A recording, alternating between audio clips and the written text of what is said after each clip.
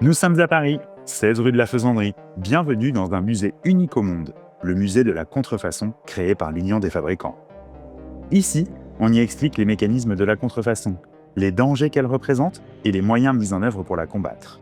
La contrefaçon est un fléau qui concerne tous les consommateurs et touche tous les secteurs d'activité, des articles de luxe aux médicaments, en passant par les pièces détachées automobiles, les produits de consommation courante et même les indications géographiques. Ce phénomène mondial est mal connu et mal compris du grand public, car il repose sur la violation de la propriété intellectuelle. Mais la propriété intellectuelle au juste, c'est quoi ?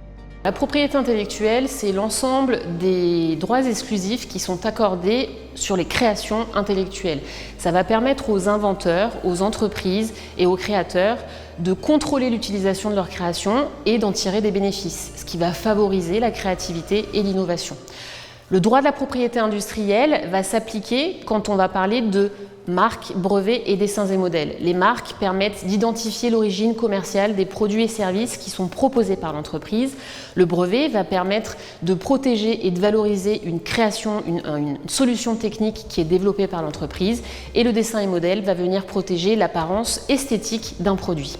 On va parler en revanche de propriété littéraire artistique et donc de droit d'auteur quand on va parler d'œuvres artistiques, d'œuvres musicales et bien sûr de logiciels. Dans l'imaginaire collectif, les contrefaçons sont des articles qui ne sont pas bien faits.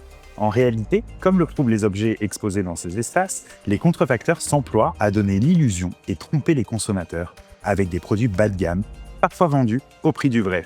Le marché de la seconde main y est particulièrement confronté.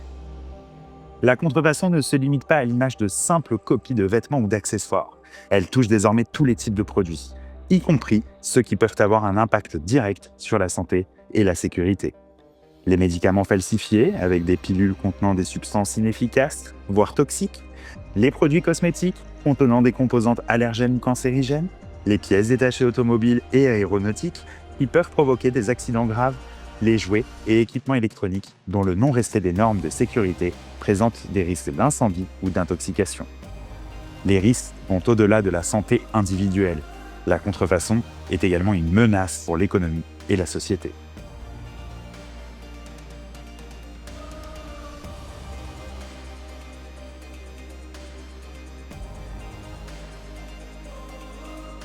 Il faut savoir que la contrefaçon est très liée aux réseaux criminels, aux réseaux mafieux, qui sont ceux du terrorisme, qui sont ceux de la drogue, qui sont ceux aussi de l'exploitation des personnes, et que donc cet argent part dans ces réseaux. Aujourd'hui, les autorités publiques, notamment la douane, les politiques et les entreprises mènent un combat quotidien contre la contrefaçon.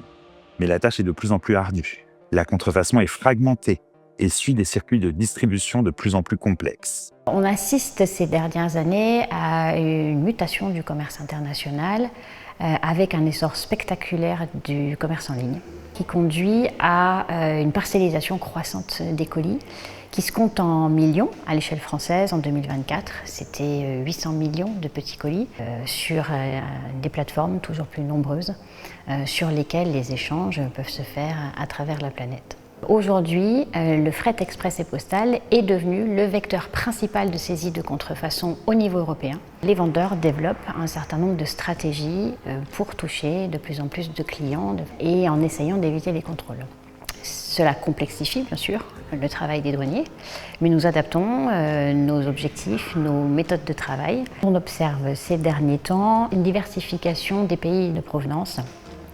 Avec le développement de production de contrefaçon plus locale dans l'Union européenne ou aux portes de l'Union européenne. Ces productions plus locales sont fabriquées à partir de produits qui arrivent de façon non finie, avec des morceaux qui arrivent dans différents endroits de l'Union européenne et qui rejoignent des ateliers d'assemblage où des flacons, des emballages, des étiquettes de produits. Des contenants sont assemblés pour fabriquer des produits contrefaisants finis.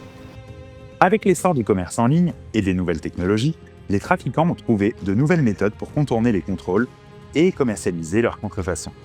Notamment en utilisant un tout nouveau champ lexical, comme celui des dupes, qui a explosé ces dernières années auprès de la jeune génération et notamment dans les secteurs de la mode, de la cosmétique et des produits de luxe.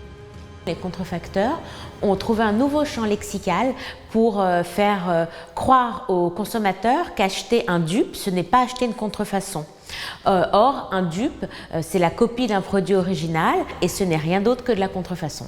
Alors, ce phénomène, il est arrivé par les influenceurs qui ont d'abord proposé des dupes de parfums, puis de cosmétiques, et aujourd'hui, il atteint tous les secteurs d'activité. Il faut savoir qu'acheter un dupe, c'est comme acheter une contrefaçon, c'est illégal et c'est vraiment profiter de la notoriété et des investissements d'une marque pour vendre des produits qui sont bas de gamme, de mauvaise qualité et qui vont nuire à la santé du consommateur.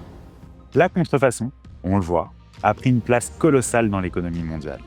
Il est urgent de mieux la comprendre et d'intensifier la lutte contre ce fléau qui menace l'innovation, la sécurité et la stabilité économique. Le combat contre la contrefaçon ne concerne pas seulement les autorités ou les marques, mais bien tous les citoyens. Il est crucial de sensibiliser les consommateurs aux dangers et aux impacts de la contrefaçon. C'est d'ailleurs ce que propose ce musée toute l'année.